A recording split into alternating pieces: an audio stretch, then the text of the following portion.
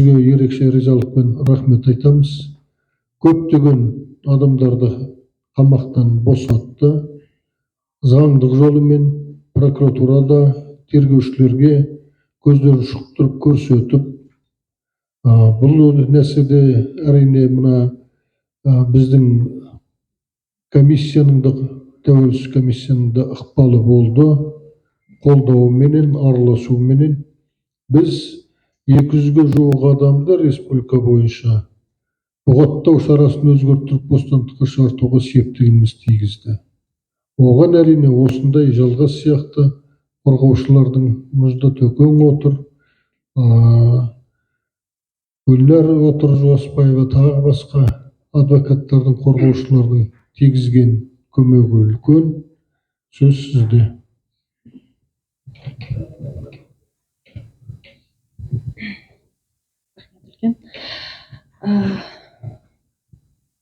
Қайырлы күн, құрметті қауым. Ең біріншіден, мына қаңды қаңтарда жақындарынан айырылған азаматтарға қайғырып көңіл айтамын.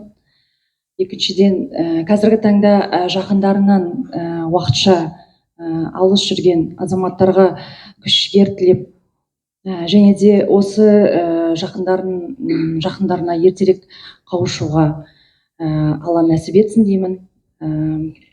Және де айтатын болсам, қазіргі таңда қаңтар қоғамдық қорымен және де қаңтар оқиғасын зерттеу тәуелсіз комиссиясымен және де халықаралық адам құқықтарын қорғау бюросымен міне адвокаттар бірге қосылып, осы қаңтар оқиғасында зардап шеккен азаматтарға, жақындарынан айырылған азаматтарға құқықтық көмек көрсетіп жатырмыз.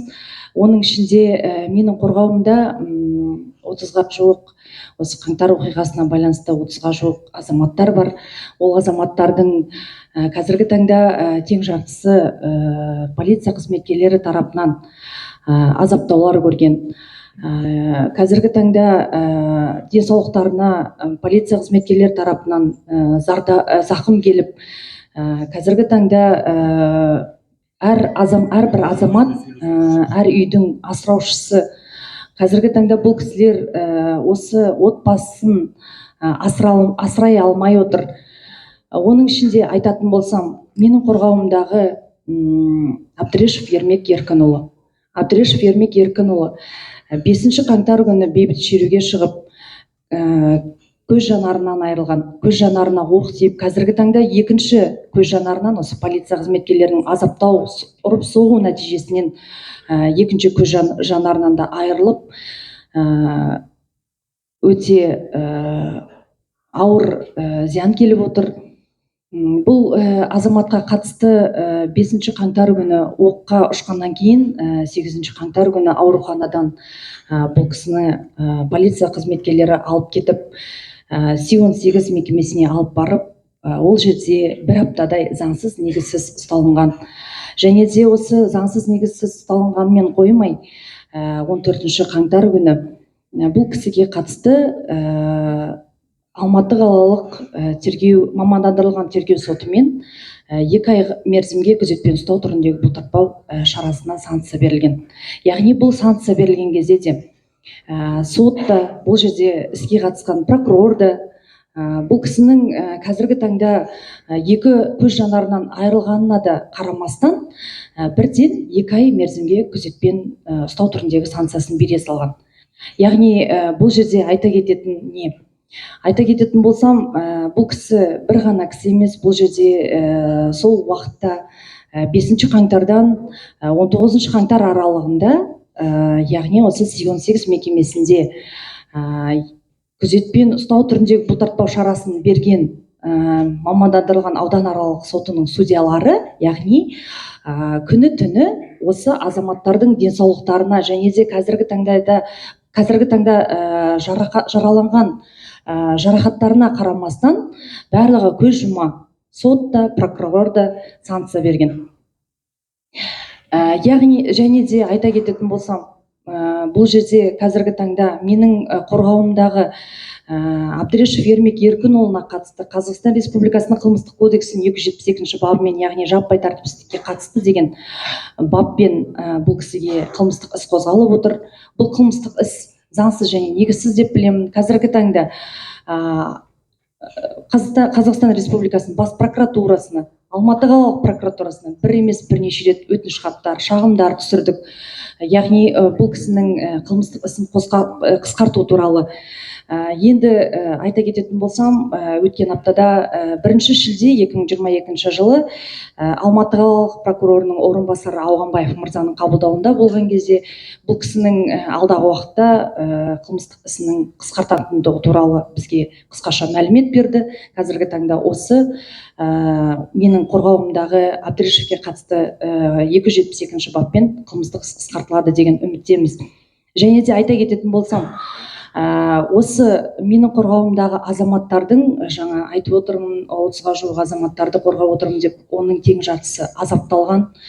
Оның ішінде осы Абдрешев Ермек, Бисаев Ғалымбек аға, Төлепбергенов Болат, Бақыт Оңдай, Жеңісхан Өжет, бұл кісілер мені жақындары және өздері қазіргі таңда осында отыр. Бұл кісілердің ішінде өткен 1 шілде күні бізге сол жерде Алматы қалалық прокуратурасында белгілі болғандай, ең қатты азапталған менің қорғауымдағы Бисаев Ғалымбек ағамен және Төлепбергенов Болаттың осы азаптау дерегі бойынша қозғалған Алматы қаласы сыбайлас жемқорлыққа қарсы іс-қимыл департаментіндегі екі бірдей қылмыстық істің қазіргі таңда қысқартылғанын естідік. Алайда бұл жерде бұл кісілер полиция қызметкерлері тарапынан қатты азаптаулар көреді.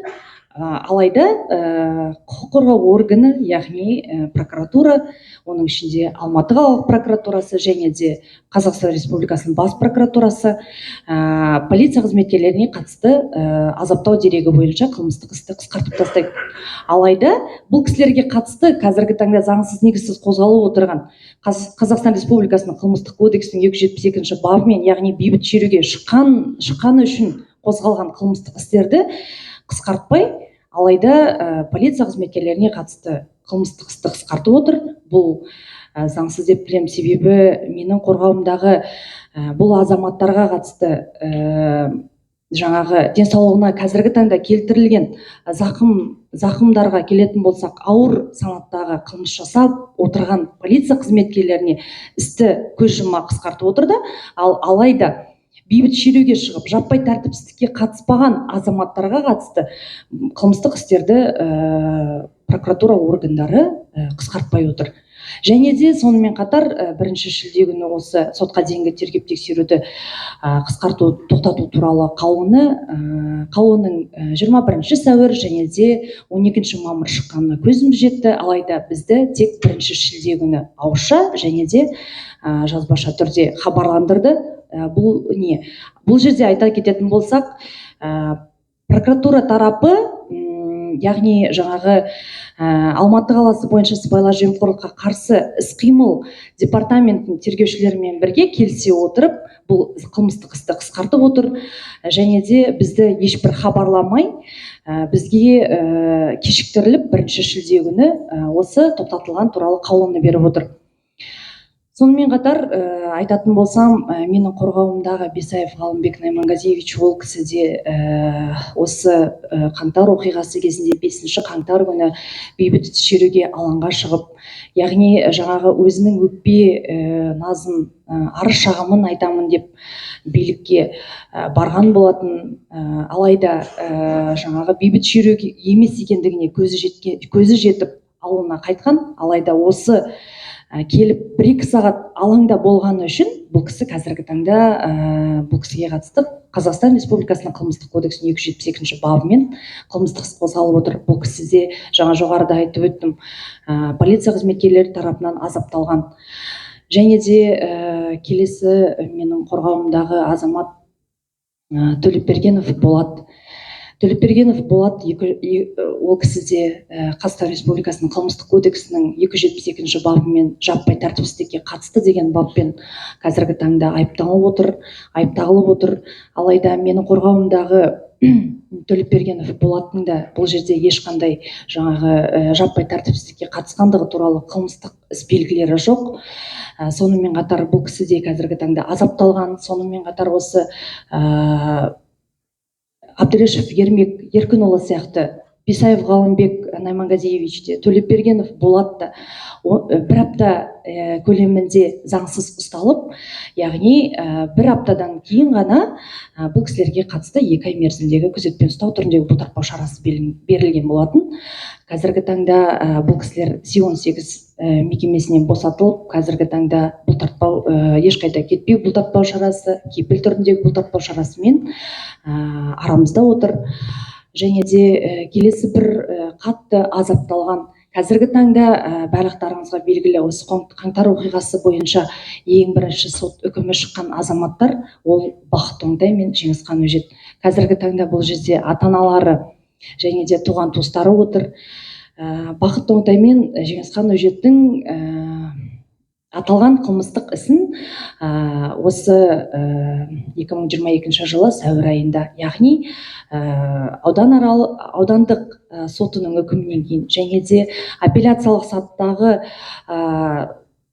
іс қаралып болғаннан кейін, яғни қаулысы шыққаннан кейін өз өндірісіме алдым. Қазіргі таңда осы 2 азаматтың ісін алып, танысып, заңсыздықтар мен заң бұзушылықтардың орын алғандығын таптым. Және де осы азаматтарға қатысты шыққан сот үкімін және де сол сот үкімінің өзгеріссіз қалған қаулысына шағым, яғни Қазақстан Республикасының жоғарғы сотының кассациялық сатыда қылмыстық істер жөнінде қарайтын сот алқасына кассациялық өтініш хатымды беріп отырмын.